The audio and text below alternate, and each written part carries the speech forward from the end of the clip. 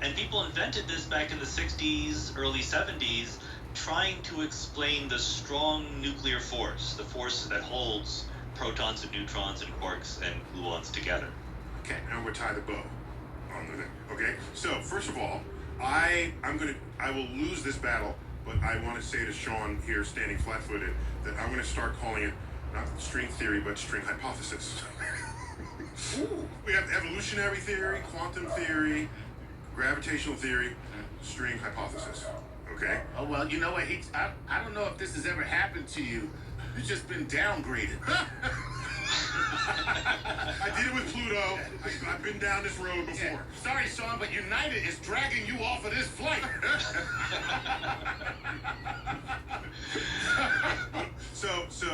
And correct me if I'm wrong, Sean. If the universe is these strings, then depending on what the circumstances of a string is, it will manifest to us as one particle or another.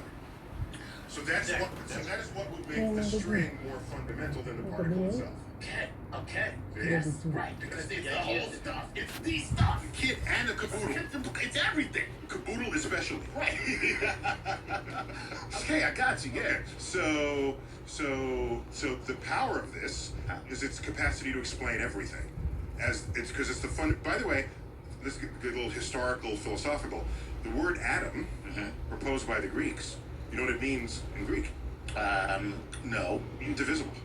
Oh wow! So it's supposedly the smallest thing that can't be cut. Right, exactly. So now we know that's not right because we divide atoms. That's what I'm saying. So you keep dividing things, it gets smaller and smaller, and there'll be some point we can't divide it anymore, and that was known as the atom. Right. Okay? And then the alchemist said, wait a minute, if this is a lead atom, but I like gold atoms. I can actually rearrange this thing and make gold. Let me stir the lead to get gold. But all they're doing is stirring atoms. And if you want to make gold, you got to get into the nucleus, but no one knew about the nucleus. So now you find that you can split atoms, and people freaked out. Atom smashers and splitters, and that's where God is. That's why people freaked out. 100 years ago, they said, oh my gosh, what are you doing? And then we found out you split that. Now we have the fundamental particles. We have protons and neutrons and electrons. That's the fundamental particles.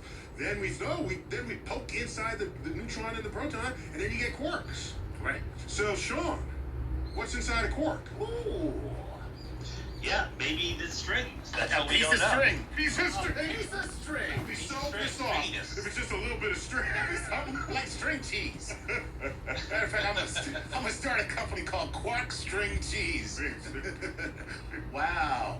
Okay, so Sean, I just a physics question. I can think of these strings of energy. Can we call them that? Is that fair? String. Yeah. Okay. Yeah. I can think of them in configuring such that one would look like a quark, one would look like an electron. I get that. How do they configure so that they would have different charges, electrical charges? okay. Now How do you do that? I'm Good. Listen, this is outside my pay rate. Because how do you just wiggle a string? But that's not the simple question. The simple question is why? What is string theory? Why they have different charges? The simple version of the answer is because they're vibrating differently.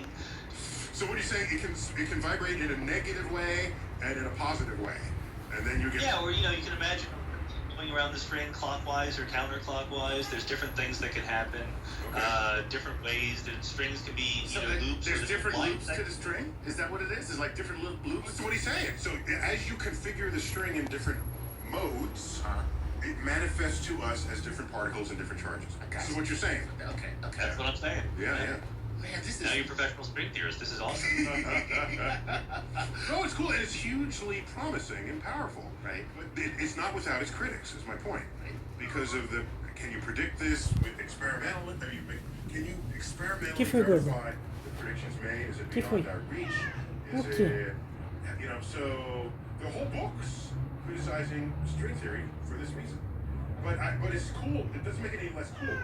No, it's My point. super cool. All right. Man, that was an A. What a great question. Beginner's mind. We're coming up on the lightning round. Lightning round. Hey. All right, guys, here we go. Give it to us, go. Time for the lightning round. Mark Eric Svensson says, says this from Facebook. Are gravitational waves significant enough to affect experiments in particle accelerators? Ooh, good question. All right, Sean, what do you have? No. Good answer. All right. And we are off to a flying start. Here we go. Okay. All right, D. Saltzman from 1983 from Instagram says this.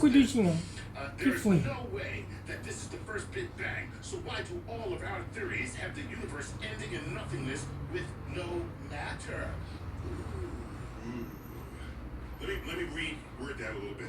So, Sean, how is it that we can be in the only one universe that had one beginning and one ending? How is that even possible? Why aren't there others of these out there? And why, if there are, why don't we know about it? And what's up with all of that? I think there could be a lot of others. I wrote a whole book about it. You can buy that one too, From Eternity to Here. But we don't know. So we have to be helpful about Read the book. What'd you say? I missed your last bit. But we don't know is the final answer. It's maybe this is the only universe. We gotta be humble about what we do and don't know. But we agree experimentally that this universe, in its only ever existence, is on a one-way trip. A one-way trip. One birth and Nothing. I can't promise you that in the future our universe will not give birth to other baby universes. Oh, There you go. Ooh. Right on. okay. The baby daddy of the universe. Baby, could be baby. First got the baby daddy happening. Right, here we So, go. Sean, there'd be some a sector of the universe that spawns another one within the one that we currently enjoy. Not within, in addition to. You would really get something that pinches off and goes its pinches own off, way. It's a okay. separate universe. Okay, all Okay, right. there you go. I'll give you that. Right. Nice. All right, Let's go. let's move on. Next one. Okay, O. Galanis wants to know this. People keep asking why there is something instead of nothing. Why is nothing normal or expected while something needs a special explanation? It's a little existential, but I know what he's saying. Here we go. Sean, do it. I think the answer is why not have something rather than nothing. The subtext of that question is exactly right. Something is just as natural and expected as nothing would be. There's not that much to be explained.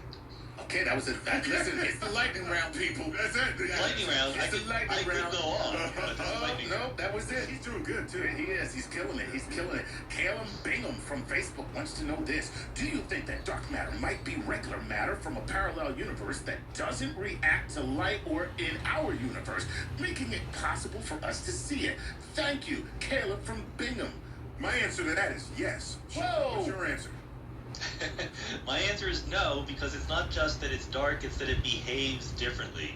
Dark matter doesn't dissipate and clump together like ordinary matter does. No, but wait, Sean. If this is gravity leaking from an adjacent universe, because as I understand, I don't claim full understanding of the limits of field theory, but as I understand it, gravity is not contained within the space-time in which it's found. Isn't that correct? It can That's leak right. out. Okay. Yeah, If that's that's right. the case, there could be an adjacent universe whose gravity we feel made by ordinary matter in that universe, but here we mysteriously That's why it doesn't behave the same way. and we're looking at how come it's not clumping? Because it ain't your matter. Right. It's somebody else's matter. Okay, Sean, I love this gravity smackdown.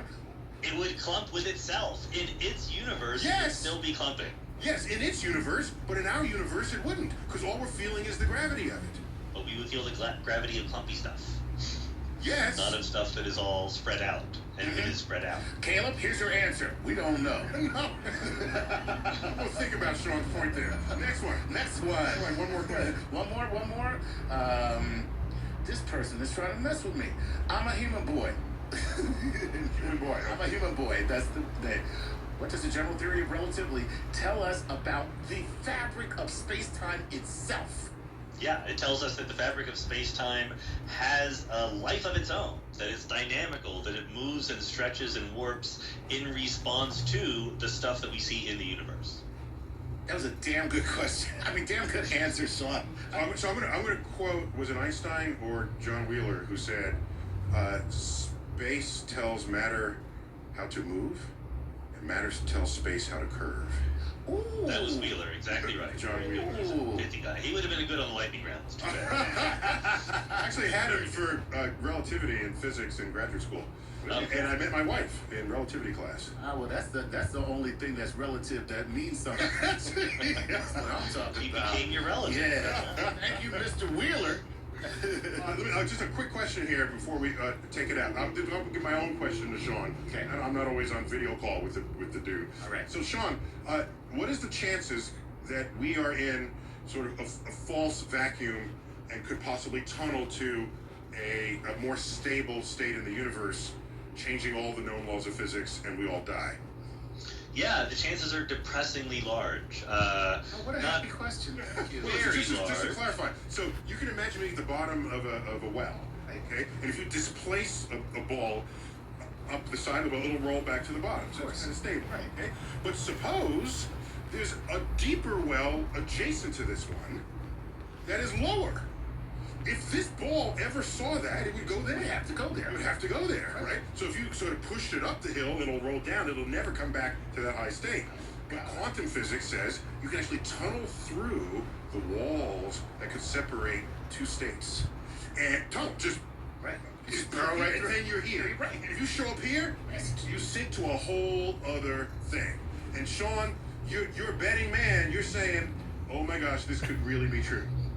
Yeah, it could really be true. Again, a bad news, good news situation. The bad news is it's very plausibly true.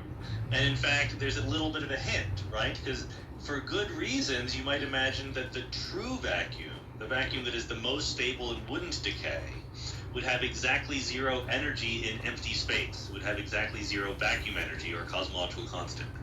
A false vacuum that was temporary and will eventually decay would have a non-zero, positive energy in empty space.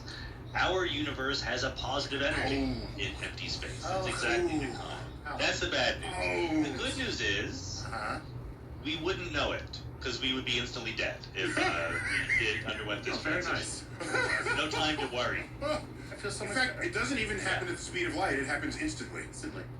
right? It's essentially the speed of light, but you don't see it coming because the doom comes just as fast as the warning of the doom coming.